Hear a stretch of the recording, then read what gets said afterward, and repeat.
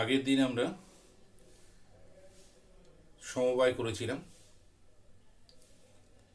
সমবায়ের বিষয়বস্তু নিয়ে আলোচনা হয়েছে এবং কিছু অঙ্ক হয়েছে। আজ আমরা আবার সমবায় করব, ঠিক আছে? তাহলে চল সমবায়ের কিছু অঙ্ক নতুন করে আমরা শিখি। প্রত্যেকে বই খাতা বের কর। অঙ্কগুলো যেহেতু ভাষার অঙ্ক, ফলে একটু লিখতে হবে, বুঝতে হবে।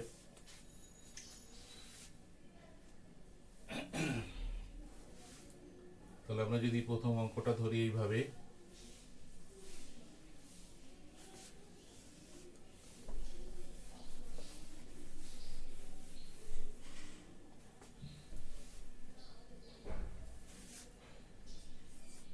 এক নম্বর ধর, একটি দশভুজের কৌণিক বিন্দুগুলি যুক্ত করে একটি দশভুজের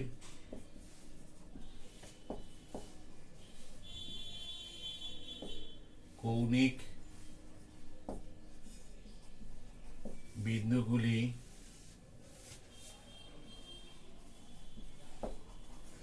যুক্ত করে কটি ত্রিভুজ গঠন করা যাবে?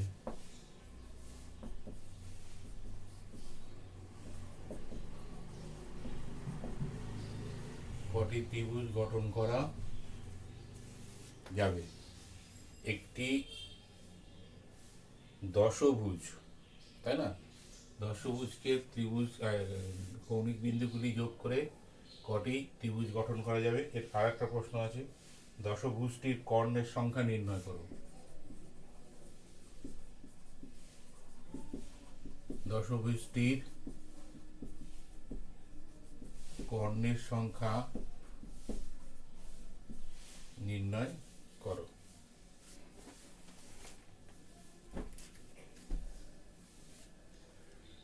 ভালো করে অঙ্কটা পড়, তাহলেই কিন্তু আমরা পারবো। এই জায়গাটা লক্ষ্য কর, এই শব্দটা যেটা আমি গোল করলাম, দশভুজ, তাই তো? দশভুজ মানে কৌণিক সংখ্যা কয়, শীর্ষবিন্দু কটা বল? এগুলো ডাটা আমাদের লাগবে। তাহলে একটি দশভুজের শীর্ষবিন্দুর সংখ্যা অবশ্যই 10টি, তাই না? দশভুজ মানে 10টি শীর্ষবিন্দু থাকবে। তাহলে 10টি শীর্ষবিন্দু রয়েছে আমাদের হাতে, অর্থাৎ আমাদের হাতে 10 জায়গায় 10টি শীর্ষবিন্দু। এরকম করে যদি ভাবি, 1 2 3 4 5 6 7 8 9 10, দেখ ভালো করে, এরকম কিছু একটা আছে, তাই তো? 1 2 3 4 5 6 7 8 9 10 এরকম আছে। এইবার বলছে এদের শীর্ষবিন্দুগুলো আমাদের হ্যাপাজাটলি বিভিন্নভাবে, কত রকম ভাবে যোগ করা যায়, যোগ করতে বলছে, ঠিক আছে? এইবার যদি এগুলো আমরা যোগ করি, ত্রিভুজ তৈরি করতে চাই, তাহলে একটা ত্রিভুজের জন্য কটা শীর্ষবিন্দু লাগবে? 3টে। অর্থাৎ আমরা দেখ কত রকম ভাবে এটার সাথে এটা যোগ করতে পারি, ত্রিভুজ তৈরি হবে। এটার সঙ্গে এটা যোগ করতে পারি, ত্রিভুজ তৈরি হবে। এটার সঙ্গে এটা যোগ করতে পারি, ত্রিভুজ তৈরি হবে। এটার সঙ্গে এটা এটা, মানে কত রকম ভাবে ত্রিভুজ তৈরি হতে পারে। অর্থাৎ যে কোনো 3টে শীর্ষবিন্দু, যেহেতু দশভুজ, তাদের কোনো কোনো কোনো বাহুই কোনো শীর্ষবিন্দুই একই সরলরেখায় নেই, তাই তো? অর্থাৎ সমবিন্দু কোনোটাই নয়। ফলে যে কোনো 3টে যোগ করলেই কিন্তু ত্রিভুজ তৈরি হবে। কত রকম ভাবে যোগ করা যায়, তাই তো?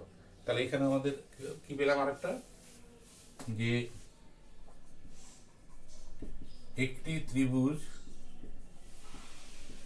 তৈরি করতে মোট শীর্ষবিন্দু লাগে কটা? 3টি, তাই না? কারণ কটা শীর্ষবিন্দু লাগবে, কটা শীর্ষবিন্দু লাগবে ত্রিভুজ তৈরি করতে, সেটা না জানলে তো হবে না। কারণ একবারে আমরা কতগুলো ব্যবহার করছি তার উপর নির্ভর করছে, তাই না?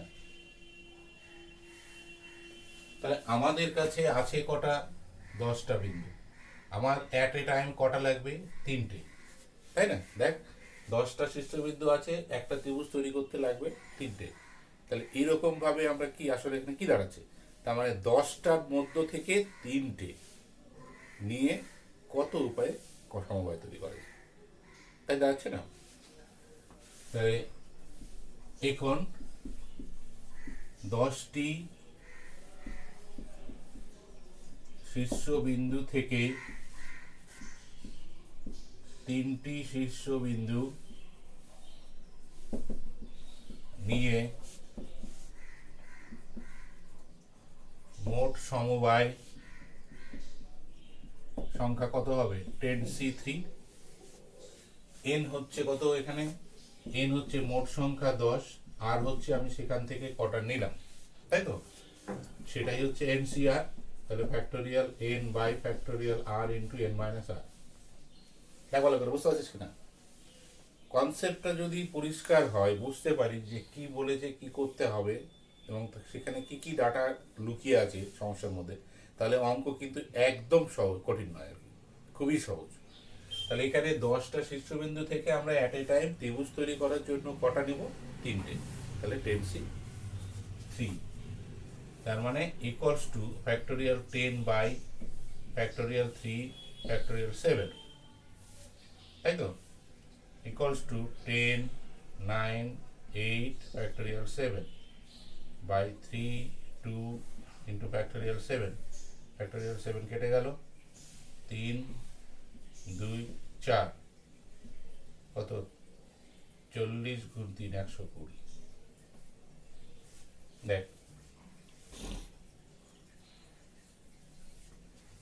তাহলে অতএব 120টি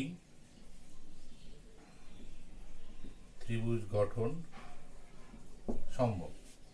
এটা একটা অ্যান্সার, 120টি ত্রিভুজ গঠন সম্ভব।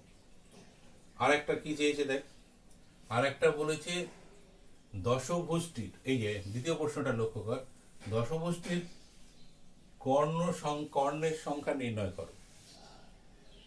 ত্রিভুজ তৈরি করার জন্য আমরা দেখলাম কটা নিতে হচ্ছে, ঠিক আছে? এই যে 3টে করে শীর্ষবিন্দু নিচ্ছি। আবার যখন আমরা কর্ণ অঙ্কন করব, কর্ণ মানে কি? কোনাকুনি। কর্ণ অঙ্কন করতে গেলে, যে কোনো চতুর্ভুজ বা বহুভুজের কর্ণ আঁকতে গেলে আমাদের কটা করে বিন্দু লাগে? 2টো করে বিন্দু লাগে। তাহলে মোট কটা বিন্দু আছে? 10টা। তাহলে এক্ষেত্রে 10টার মধ্যে কটা বিন্দু নেব? 2টো বিন্দু নেব, সেম। আবার ঠিক আছে, একটি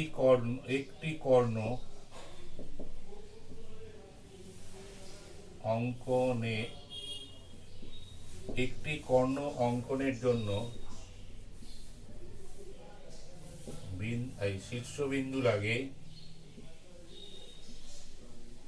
শীর্ষবিন্দু লাগে কত? 2টি। কি বুঝতে পারছিস তো? এটা দেখ, কর্ণ আঁকতে অবশ্যই 2টো লাগবে, তাহলে আমি তাই লিখলাম। তাহলে আমাদের কাছে মোট বিন্দু কত? 10টা। তাহলে 10টা থেকে কটা নেব আমরা? 3টে নেব।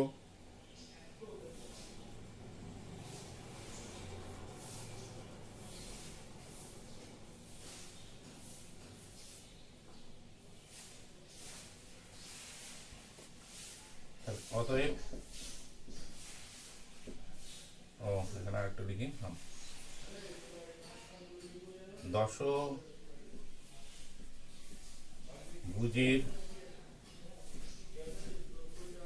বাহু সংখ্যা 10।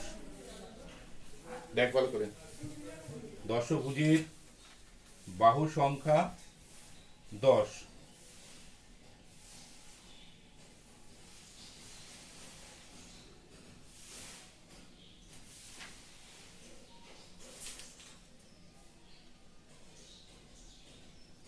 তাই না? তাহলে অতএব দশভুজের কর্ণের সংখ্যা তাহলে কত হবে 10C2 - 10, কারণ 10টা বাহু হওয়ার জন্য এখানে টোটাল থেকে 10টা কম হবে, তার মানে ফ্যাক্টোরিয়াল 10 বাই ফ্যাক্টোরিয়াল 2 ফ্যাক্টোরিয়াল 8 এই -10 equals to 10 9 factorial 8 by 2 factorial 8 কেটে গেল, equals to 2 2 কত আছে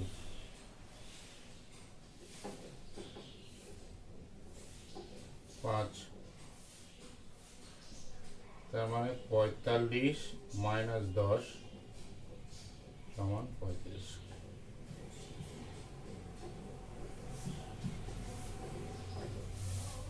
দেখ তাহলে এখানে টোটাল আসছে কটা কর্ণ না 35টা, বোর্ডটার দিকে দেখ। অর্থাৎ আমরা যদি দশভুজের কর্ণ অঙ্কন করি তাহলে প্রতি শীর্ষবিন্দুগুলোকে যে আমরা যে নেই, তাহলে সেই শীর্ষবিন্দু দুটো করে শীর্ষবিন্দু যদি নেই তাহলে মোট 35টা করা যাবে। ঠিক আছে,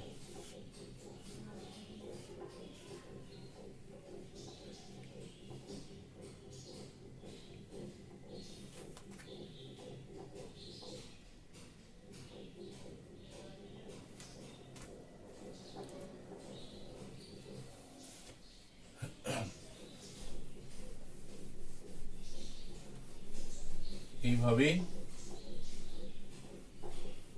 এই সমস্ত সমস্যার সমাধান করতে হয়। হ্যাঁ,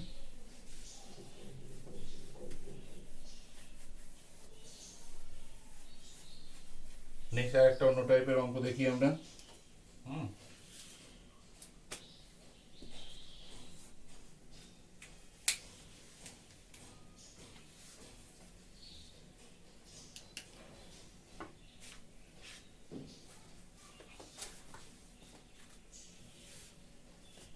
কি আছে দেখ,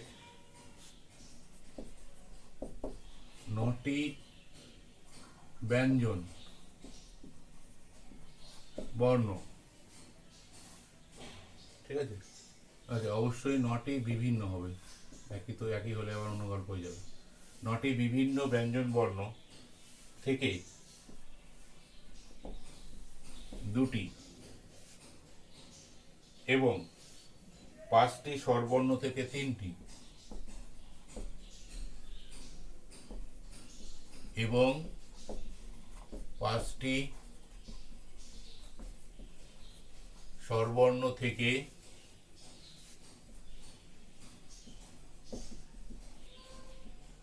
3টি নিয়ে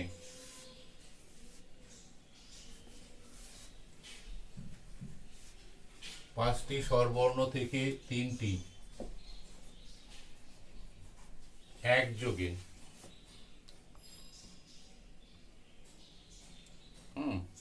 5টি স্বরবর্ণ থেকে 3টি একযোগে নিয়ে কি বলছে 5টি অক্ষর বিশিষ্ট কতগুলি বিভিন্ন শব্দ গঠন করা যাবে। 5টি অক্ষর বিশিষ্ট কতগুলি 5টি অক্ষর বিশিষ্ট কতগুলি বিভিন্ন শব্দ গঠন করা যাবে।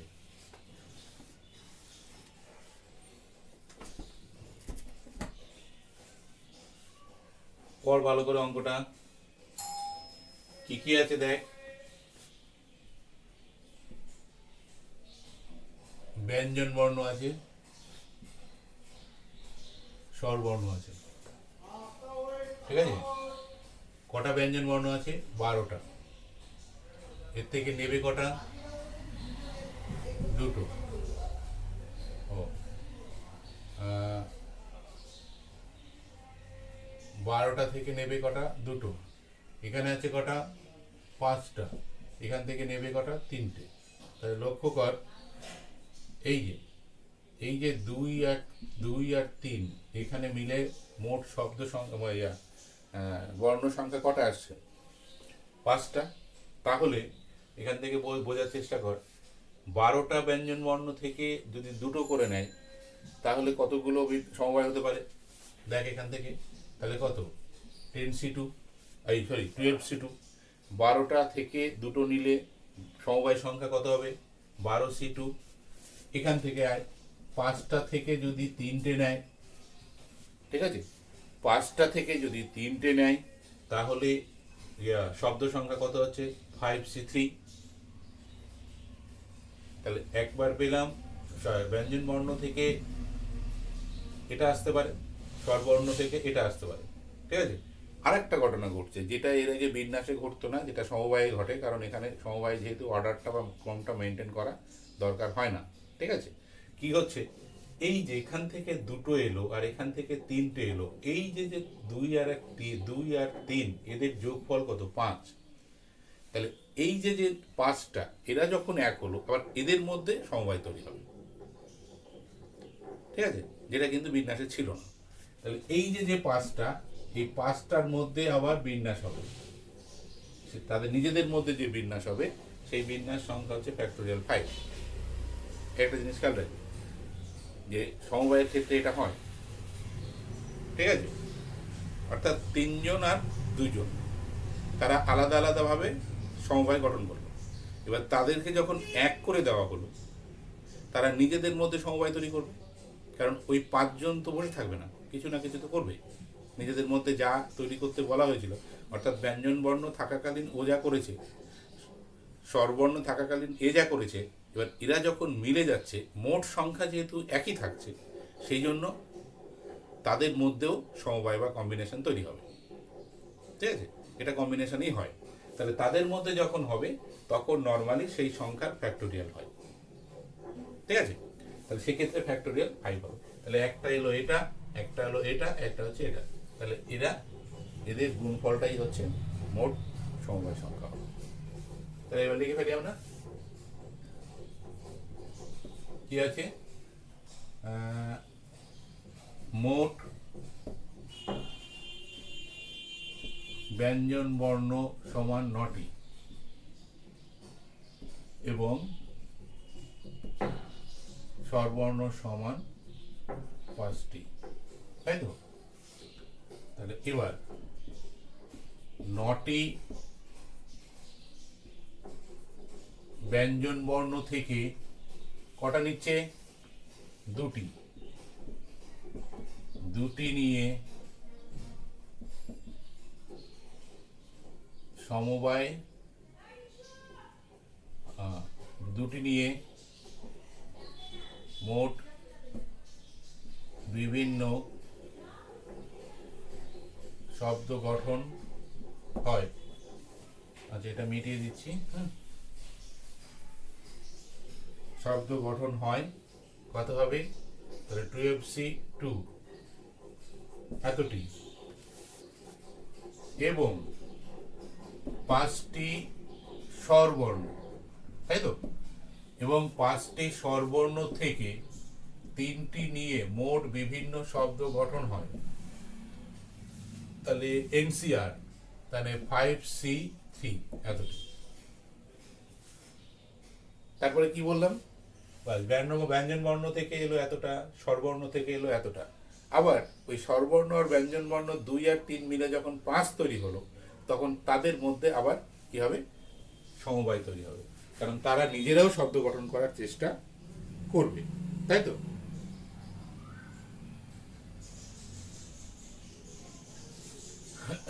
এখানে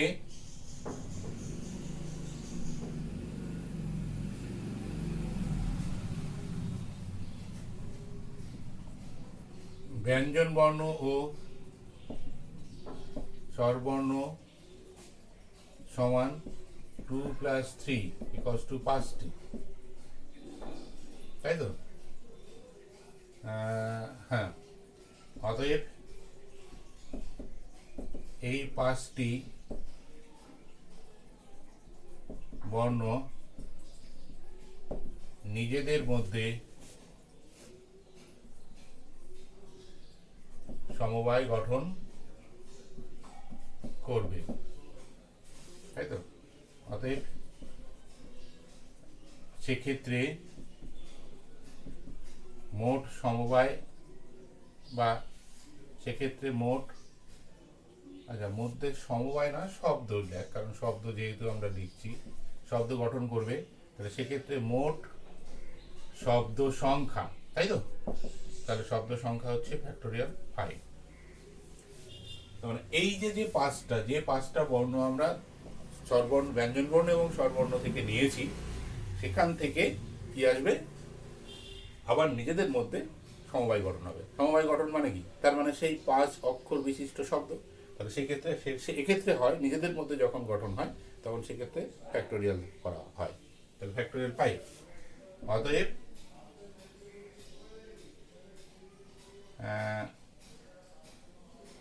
মোট বিভিন্ন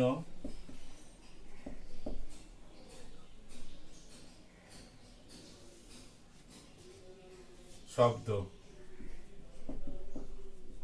সংখ্যা, তাহলে 12c2 into 5c3 into factorial 5, এই যে এদের গুণফল। তার মানে এটা এটা এটা, তাই না? m into n। তাহলে এবার ভেঙে দিলে আসছে দেখ, factorial 12 by factorial 2 factorial 10 factorial 5 factorial 3 factorial 2 factorial 5, তাই তো? এবার ভাঙ, 12 11 10, ও 12 11 বললেই হবে, হ্যাঁ ঠিক আছে। 12 11 by 2 factorial 10 factorial 5 by 2 into factorial 3 into 5 4 3 2, ঠিক আছে? দেখ ভেঙে দিলাম। ও উপরটা তো ভাঙতে হবে, উপরটা ভাঙতে হবে হচ্ছে 5 4 ফ্যাক্টোরিয়াল 3, এই ফ্যাক্টোরিয়াল 3 কেটে গেল, ফ্যাক্টোরিয়াল 10 কেটে গেল, 2 দিয়ে 6, এই 2 দিয়ে 2, ঠিক আছে? তাহলে এবার দাঁড়ালো দেখ 6 গুণ 11 গুণ 5 গুণ 2 গুণ 5 গুণ 4 গুণ 3 গুণ 2, একটা বড় গুণ আছে দেখ, তাই না রে? এবার গুণটা করতে হবে।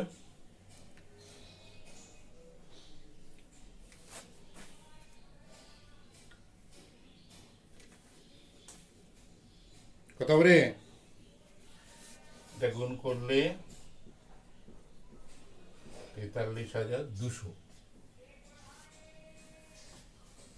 দেখতে পাচ্ছিস? হ্যাঁ, তাহলে এবার লেখ, অতএব প্রশ্নটা হচ্ছে বিভিন্ন শব্দ গঠন করা যাবে, অতএব 5টি অক্ষর নিয়ে মোট বিভিন্ন শব্দ গঠনের সংখ্যা হচ্ছে 43,200। বা ভাবতে পারছিস তাহলে কত উপায়ে করা যাবে সংখ্যাটা? তো এইগুলো কি আর মানুষ এইসব মুখে মুখে ক্যালকুলেশন করতে পারবে? যদি কিনা কম্বিনেশন থাকতো, তাই না? এভাবে ধরে ধরে অঙ্কগুলো করবি, বুঝলি? কারণ অঙ্কগুলো প্র্যাকটিস করলেই কিন্তু পারবি করতে, আর এই অঙ্কগুলোর মধ্যে একটা আলাদা মজা আছে, বুঝলি? তো সেই মজাগুলো নিতে হবে। মজাগুলো যদি নিতে পারিস তাহলেই কনসেপ্টটা পরিষ্কার হবে।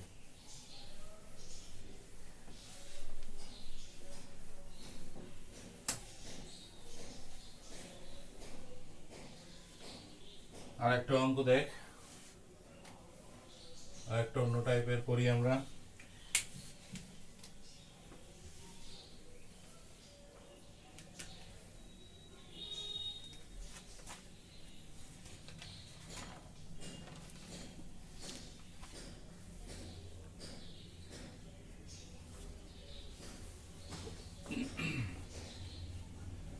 বেশ আলাদা আছে। 7 জন নির্বাচন প্রার্থীর মধ্য থেকে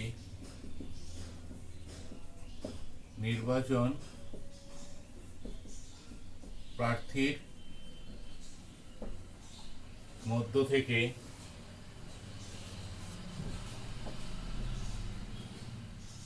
4 জন সদস্য নির্বাচন করতে হবে।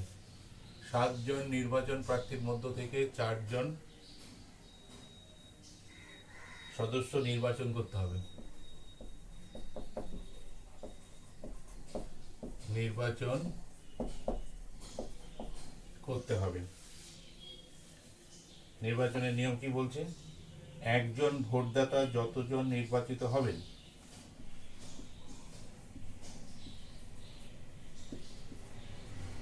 একজন ভোটদাতা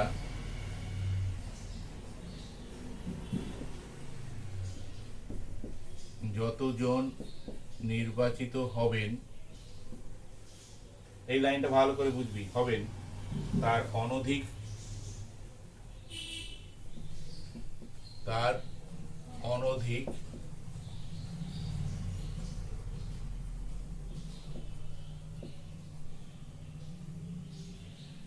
যতজন নির্বাচিত হবেন তার অনধিক যতজন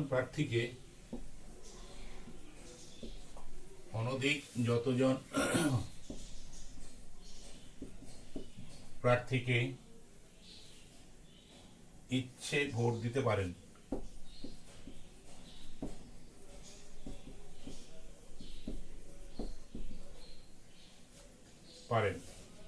তিনি কত বিভিন্ন উপায়ে ভোট দিতে পারেন। কত বিভিন্ন উপায়ে ভোট দিতে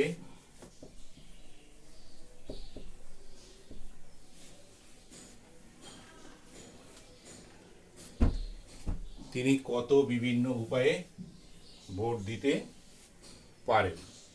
ভালো করে অঙ্কটা পড়।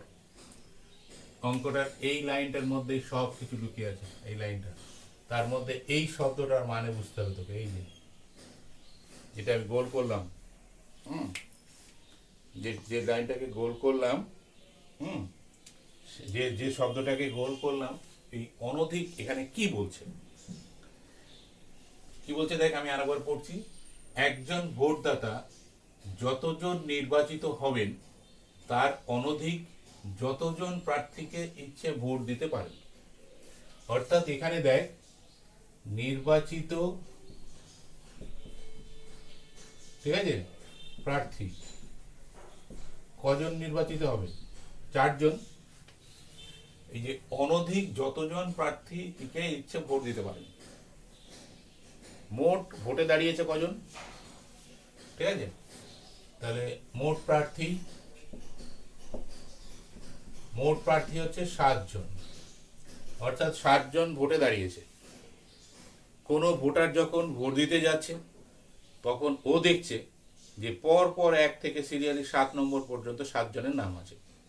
এবার সে যদি চায় সবাইকে ভোট দিতে পারে, সে যদি চায় কাউকে দেবে না, কিন্তু এটা করা যাবে না। ভোটাধিকারের, ভারতীয় সংবিধান অনুযায়ী ভোটাধিকারের কিন্তু এটা নিয়ম নয়। নিয়ম হচ্ছে যে তোকে কাউকে না কাউকে ভোট দিতে হবে। মানে আমি বলছি এটা এই অঙ্কের ক্ষেত্রে অবশ্যই, মানে স্বাধীনতা তোর আছে, তুই নাও দিতে পারিস, কিন্তু এই অঙ্কের ক্ষেত্রে বলছে না, তোকে কাউকে না কাউকে ভোট দিতে হবে। কিন্তু তুই কতজনকে দিতে পারবি? অর্থাৎ তুই এই অঙ্কের ক্ষেত্রে মানে হচ্ছে তুই ভোট দিতে পারবি না, একদম 0 ভোট, এটাই কনসিডার হবে না। দ্বিতীয় হচ্ছে তুই সর্বোচ্চ 7 জনকে ভোট দিতে পারবি না। কেন? কারণ তোকে নির্বাচন করার ক্ষমতা দেওয়া হয়েছে 4 জনকে।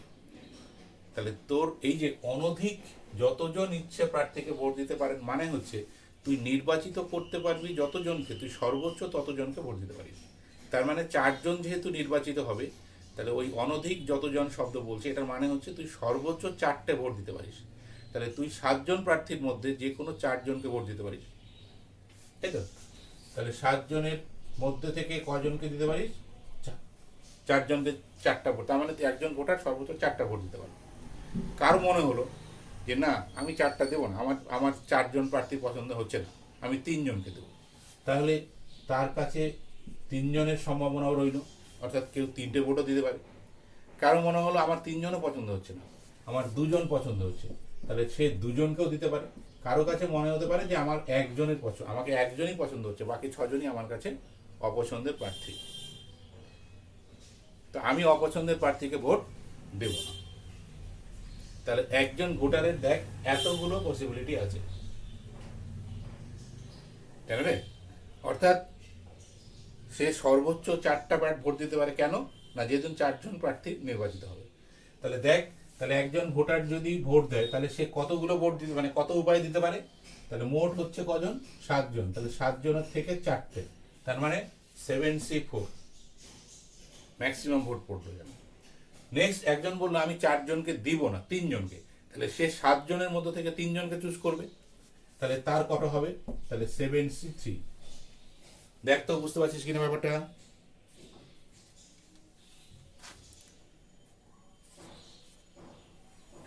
যে 2জনকে ভোট দেবে তাহলে সে 2জনকে কজনের মধ্যে থেকে চুজ করবে, 7জনের মধ্যে থেকে 2জন, তাহলে 72। আর যে একজনকে করবে সে কত, 71। দেখ তো এই জায়গাটা বুঝতে পারলি কিনা, এই যে এটা খুব সহজ হিসাব, যে 7জন প্রার্থী আছে, তার মধ্য থেকে আমি 4জনকে নির্বাচিত করব, তার মানে আমি সর্বোচ্চ 4টের বেশি ভোট দিতে পারবো না। যদি কেউ 4টের বেশি ভোট দেয় তাহলে তার ভোট ক্যান্সেল হয়ে যাবে, ঠিক আছে? এটা এটা এটা এটাই নিয়ম আছে। তাহলে এইভাবে কেউ 4টা দিলে তার সংখ্যা এতটা হবে, আর সে এত উপায়ে 4টা দিতে পারে। কেউ 3টে দিলে তার সে এত উপায়ে 3টে ভোট দিতে পারে, কেউ 2টো দিলে এত উপায় দিতে পারে। তাহলে এই হচ্ছে মোট সংখ্যা।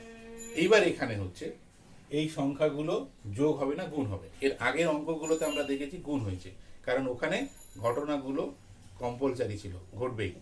এক্ষেত্রে দেখ, এক্ষেত্রে ঘটনাগুলো কম্পালসারি নয়, বাধ্যতামূলক নয়, কারণ কেউ 4টে ভোটও দিতে পারে, কেউ 3টে ভোট, আর এখানে ভোটারের একটা স্বাধীনতা রয়েছে। তার মানে প্রথম ঘটনাটা ঘটলে পরের ঘটনাগুলো নাও ঘটতে পারে, তাই না?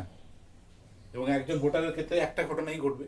সেই জন্য এই ক্ষেত্রে মোট সংখ্যা নির্ণয়ের ক্ষেত্রে কি হয়, যোগ হয়, গুণ নয় কিন্তু। অর্থাৎ এখানে যে ঘটনাগুলো ঘটছে সেটা বাধ্যতামূলক নয়, যার জন্য এটা যোগের আকারে প্রকাশ করব। তাহলে এবার আমরা লিখে ফেলি। বেশ বেশ বেশ ইন্টারেস্টিং অঙ্ক কিন্তু এটা।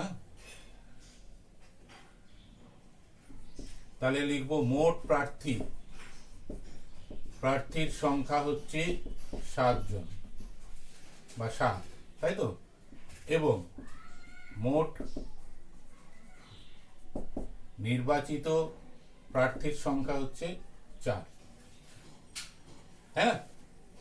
তাহলে 7জন 4জন, 7জনের মধ্য থেকে কেউ 4টে ভোট দিতে পারে, তাহলে তার মোট সংখ্যা কত হবে, ভোটের সংখ্যা হবে 74। কি বোঝা যাচ্ছে তো? ওই যে এই যে এতক্ষণ ধরে যেটা বললাম এটা ফলো কর। এবার এটাই তুই পরপর এখন ভাষায় লিখতে শুরু করে দে, যে ভাষায় লিখলে কি আসছে দেখ, ঠিক আছে? তাহলে এই কথাটা ভাষায় লিখতে হবে। কি আছে, যেহেতু একজন ভোটার সর্বোচ্চ 4টি ভোট দিতে পারে, আচ্ছা, যেহেতু একজন ভোটার সর্বোচ্চ 4টি ভোট দিতে পারে,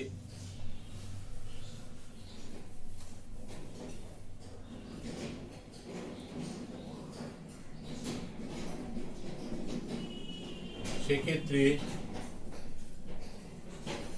সেই ভোটার 3টি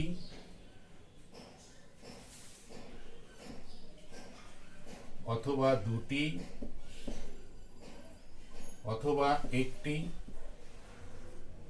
ভোটও দিতে পারে। অর্থাৎ সর্বোচ্চ একজন ভোটার যদি 4টে ভোট দিতে পারে, তাহলে তার কাছে অপশন রইল সে 3টেও দিতে পারে, 2টোও দিতে পারে, 1টাও দিতে পারে। ওই যে এখানে যেটা দেখিয়েছিলাম সেগুলো ভাষায় তুই লিখবি। তাহলে অতএব 7 জন প্রার্থীর মধ্যে 4 জনকে নির্বাচিত করতে, কি লিখলাম দেখ ভালো করে,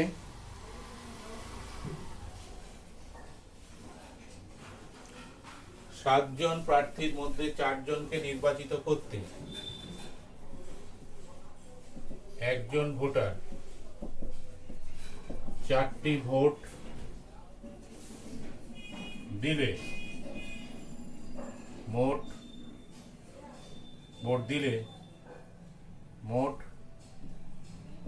ভোটের সংখ্যা তাহলে কত, 7C4। 4টে ভোট যদি সর্বোচ্চ দেয় তার মানে সে 4 জনকে নির্বাচিত করতে চাইছে, তাহলে আমার সেই সংখ্যাটা, তার ভোটের উপায়ের সংখ্যা হবে কত, 7C4। তাহলে একই রকম ভাবে বলা যায় যে 3টি, 2টি ও 1টি ভোট দিলে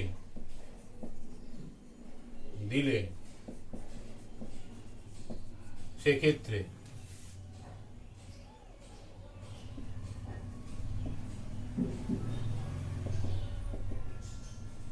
মোট ভোটের সংখ্যা হবে যথাক্রমে, এগুলো নিজের মতো ভাষা লিখবি, ঠিক আছে, হ্যাঁ, যথাক্রমে 3টি যদি দেয় তাহলে 7C3, 7C2 ও 7C1, তাই না রে? দেখ, যদি সে 3টি ভোট দেয় তাহলে তার ভোটারের সংখ্যা হবে 7C3, সে যদি 2টো দেয় তাহলে 7C2, সে যদি 1টা দেয় তাহলে 7C1। বুঝে গেল? এইবার তাহলে তার মোট ভোটারের সংখ্যাটা কত হবে, যেহেতু যে বলেছি যে এটা বাধ্যতামূলক নয়, সেই জন্য এক্ষেত্রে এদের যোগফল হবে। অতএব তাদের ভোটদানের মোট সমবায়, অতএব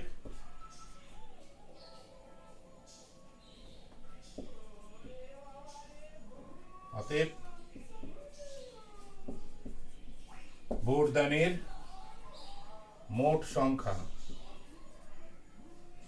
ঠিক আছে, মোট সংখ্যা সমান তাহলে 7C4 plus 7C3 plus 7C2 plus 7C1। এবার যা সেটাকে ভেঙে তৈরি কর, ইকুয়ালস টু, তাহলে factorial 7 by factorial 4 factorial 3, factorial 7 factorial 3 factorial 4 factorial 7 factorial 2 factorial 5 factorial 7 factorial 1 factorial 6। তাহলে পরপর ধরে ধরে কর, 7 6 5 ফ্যাক্টোরিয়াল 4 বাই 3 2 ফ্যাক্টোরিয়াল 4, এটা কেটে যাবে, প্লাস 7 6 5 ফ্যাক্টোরিয়াল 4 3 2 ফ্যাক্টোরিয়াল 4, এটা কেটে যাবে, প্লাস 7 6 5, তাই তো, 2 ফ্যাক্টোরিয়াল 5 5 5 কেটে গেল, plus factorial 7 factorial 6 by factorial 6 কেটে গেল, তাই না? তাহলে এইটার সাথে এটা কেটে গেল, এটার সঙ্গে এটা কেটে গেল, তার মানে 5 7 35 প্লাস 5 7 35 প্লাস 6 7 42 প্লাস 7।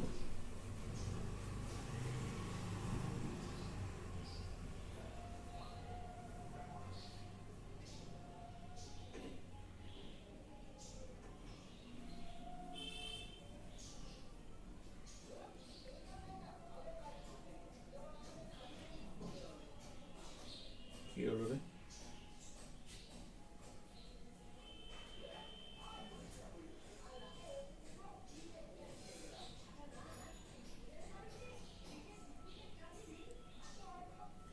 কেন রে? হুম,